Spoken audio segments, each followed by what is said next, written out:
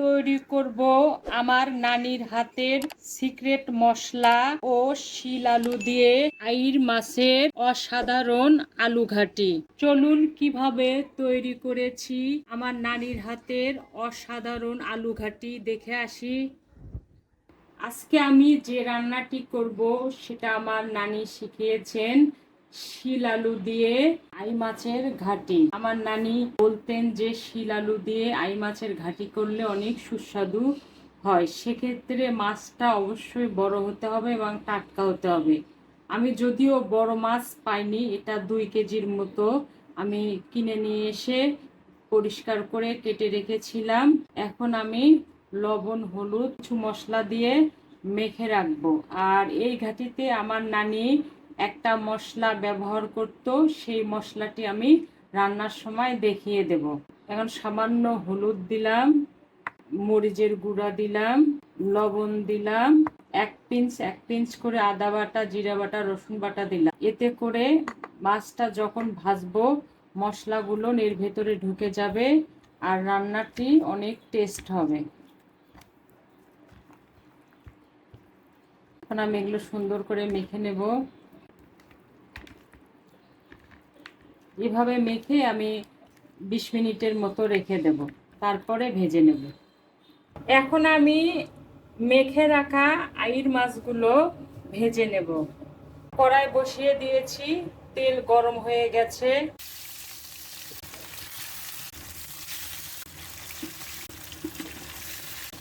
এখানে একটা টিপস আছে, আমার মা বলতেন, হয়তো আপনারা জানেন, মাছ যখন ভাজবো ফ্রাই প্যান ছাড়া এমনি যে রেগুলার ইউজ করার জন্য যে কড়াইগুলো আমরা ব্যবহার করি, কড়াই গরম করব, তারপরে তেল গরম করব, তারপরে মাছ দেব, তাহলে মাছ লেগে যাবে না।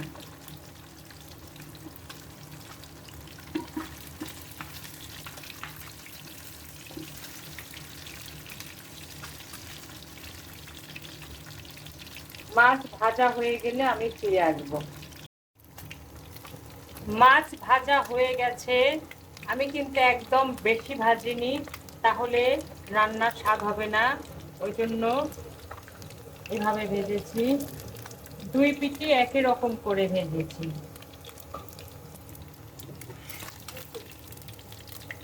এতে করে মাছের কাঁচা গন্ধটাও চলে যাবে, রান্নাটাও টেস্ট হবে। আমি সব মাছগুলো ভেজে নেব। সব মাছ আমি ভেজে নিয়েছি, এখন আমি রান্নায় চলে যাব। চলে এলাম রান্না করার জন্য। কড়াই বসিয়ে দিয়েছি, কড়াই গরম হয়ে গেছে। যে তেলে মাছ ভেজেছিলাম সেই তেল দিয়ে দিলাম, এতে করে রান্নাটা টেস্ট হবে। পরিমাণ মতো তেল দিলাম। রান্নায় একটু তেল লাগে, কিন্তু আমি অতটা দিব না, পরিমাণ মতো দিচ্ছি। পরিমাণ মতো পেঁয়াজ কুচি দিলাম।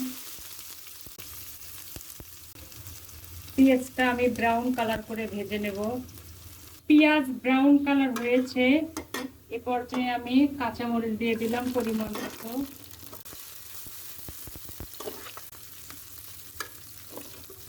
এ পর্যায়ে কাঁচামরিচ দিলে ফ্লেভারটা খুব সুন্দর হয়।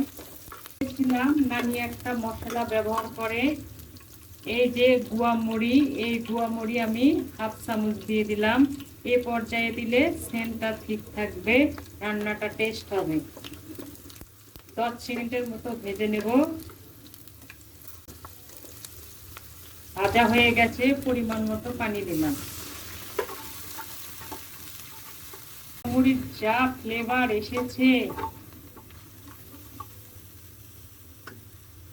এই গুয়া মুড়ির গুঁড়া দেব আর একবার, সেটা আমি কোন পর্যায়ে দেব সেটা আমি আপনাদেরকে দেখিয়ে দেব। এখন 1 চামচ আদা বাটা, 1 চামচ জিরা বাটা, 1 চামচ রসুন বাটা দিয়ে দিলাম। পরিমাণ মতো হলুদ দিলাম,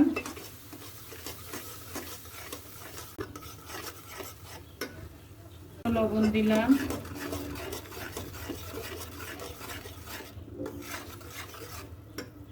যেহেতু মাছের সঙ্গে আমি গুঁড়া মরিচ দিয়েছি, এখানে আর কোনো গুঁড়া মরিচ আমি দেব না। এই রান্নায় প্রচুর তেল লাগে, আমি পরিমাণ মতো দিয়েছি। আপনারা চাইলে একটু তেল বেশি করে দিতে পারেন যদি খান। মশলাগুলো ভুনা হলে আমি ফিরে আসবো। তেল ভুটে উঠেছে, আমি 5 মিনিটের মতো কষিয়ে নিয়েছি। এখন পরিমাণ মতো পানি দিলাম।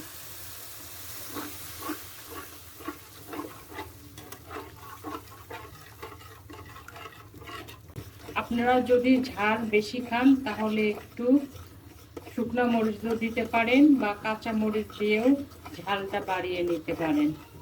আমি আরও 2 থেকে 3টা মশলা ব্যবহার করব, সেটা পরে ব্যবহার করব, আমি জানিয়ে দেব, আমি আপনাদেরকে দেখিয়ে দেব।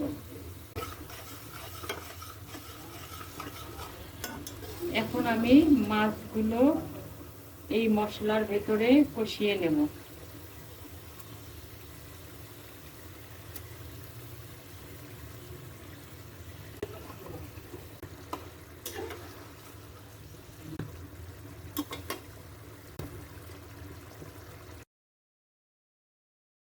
মাছ কষানো হলে আমি ফিরে আসবো। মাছ কষানো হয়ে গেছে, অনেক সাবধানে কষিয়েছি কারণ মাছ এমনিতেই নরম। এখন আমি মাছগুলো উঠিয়ে রাখবো। আমি 5-6 মিনিটের মতো মাছ কষিয়ে নিয়েছি।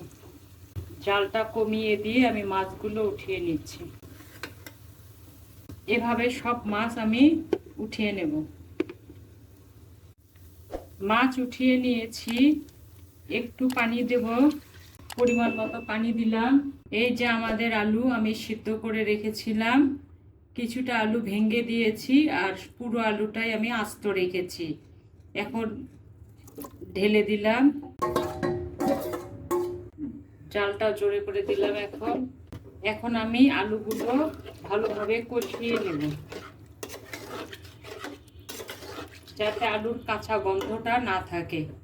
কষানোর পরে আমি ফিরে আসব। আলু কষানো হয়ে গেছে, আমি 6 মিনিটের মতো কষে নিয়েছি। এখন পরিমাণ মতো পানি দিলাম।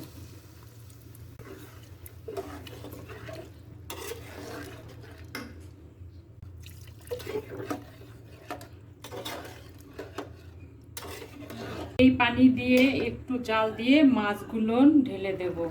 ফিরে এলাম 5 থেকে 6 মিনিট পরে। আমি অনেক কয়বার নাড়াচাড়া করেছি, যদিও লাগবে না, ঝোল আছে। যা ফ্লেভার এসেছে, মৌরির গন্ধে রান্নাঘর একদম ভরে গিয়েছে। যা টেস্ট হয়েছে, আর মাছ দিলে তো কথাই নেই। এ পর্যায়ে আমি মাছ দিয়ে দেব, আস্তে আস্তে দিয়ে দেব। এর মধ্যে আমি মাছটা কষিয়ে নেব, এতে করে রান্না মাছ দুটোই স্বাদ হবে। আমি এভাবে সব মাছ দিয়ে দেব। ফিরে এলাম 5 থেকে 6 মিনিট পরে। মাছ দেওয়ার পরে আমি ওই ঝোলের ভেতরে 5 থেকে 6 মিনিট কষিয়ে নিয়েছি। এখন আমি রান্না হওয়ার জন্য পানি দিলাম। এটা কিন্তু বেশি ডাল ডাল হবে না, মাখো মাখো টাইপের হবে। পরিমাণ মতো পানি দিলাম। খুবই আস্তে নাড়তে হবে, পাত্রটা ছোট হয়ে গেছে। আমি যখন বিশেষ মশলাটা দেব তখন আমি ফিরে আসব। ফিরে এলাম 10 থেকে 12 মিনিট পরে। আমাদের আলু ঘাটি হয়ে গেছে, আলুগুলো দেখা যাচ্ছে। এই পর্যায়ে এই ঘাটিটা অফ করে দিতে হবে। যে বিশেষ মশলার কথা বলেছিলাম সেটা ওই গুয়ামরি, তখন দিয়েছি আস্ত গুয়ামরি। এখন দিলাম 20 থেকে 30 সেকেন্ডের মতো এটা ভেজে নিয়েছি। ভেজে গুয়ামরিটা গুঁড়ো করে নিয়েছি। এখন 1 পিঞ্চেরও কম দিলাম। জিরা গুঁড়া আর ধনে গুঁড়া 1 চামচের মতো দিয়ে দিলাম। এতে করে রান্নার স্বাদটা আরো দ্বিগুণ হবে। কাঁচা পাকা মরিচ দিয়ে দিলাম। আমার নানি বলতো কাঁচা মরিচের লাস্টে দিবি, এর ফ্লেভারটা আরো রান্নাকে দ্বিগুণ স্বাদ করে দেবে। দিয়ে দিলাম ধনে পাতা, অপশনাল, এটা আমি পছন্দ করি তাই দিলাম, না দিলেও চলবে। অসাধারণ এই রান্না।